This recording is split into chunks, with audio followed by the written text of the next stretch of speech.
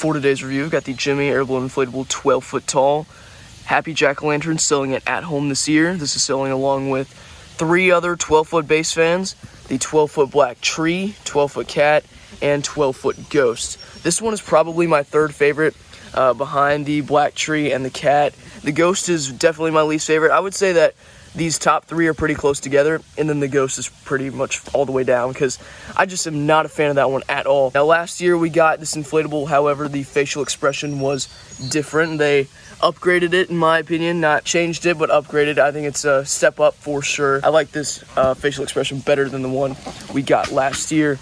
Now, the one from at home last year, I think, was loved by a lot of people. However, the one that sold at Home Depot, the one that I purchased, the extra bright version, was a massive failure. So I'm hoping that this one will be a fantastic replacement because the one from Home Depot last year was just terrible. Notice how extra bright really is not returning in 2021 unless they're remaking some of the, I guess, the Santa or whatever, but I don't know for sure. $100 for it, YEF 60.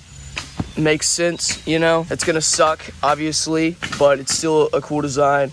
The YEF 60 is just something I'm gonna have to deal with, unfortunately. But anyway, let's go ahead and open it up.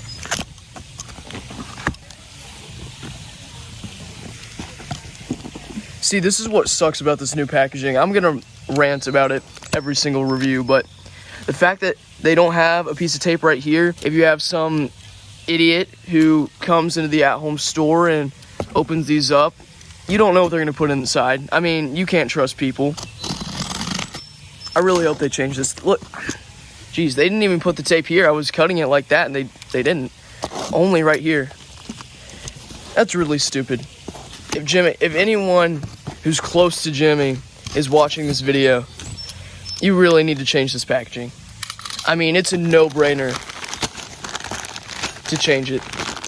All right, so you got your 4 plastic stakes in here, your 4 tethers, and 4 metal base stakes, which I will not be using. Instructions. See if I can take it out without putting it on the grass because it's still pretty damp this morning. Sweet.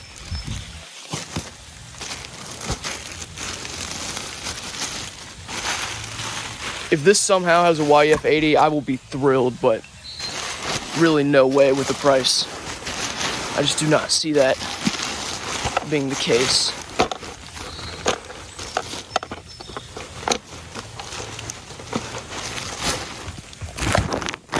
So just to confirm, it does have a YEF 60, you can see there.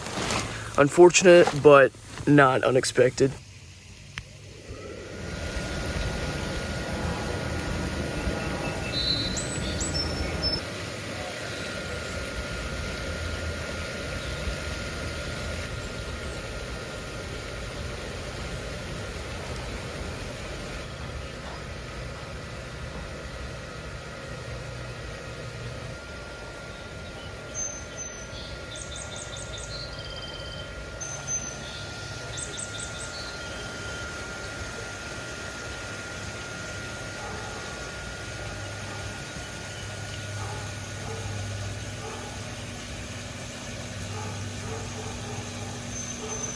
All right, so now that it's fully inflated, I'll just start off by saying it inflates pretty tight. Apparently not super tight, if you know what I'm referring to.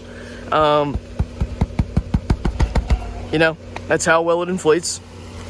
I've got it staked down because it's such a big inflatable. It's so bulky. There's so much volume to the pumpkin. I've got to stake it down. I've got it staked down 3 for the base fan, not all the way because I wanted to get this review on the road. It's a really, really cool design.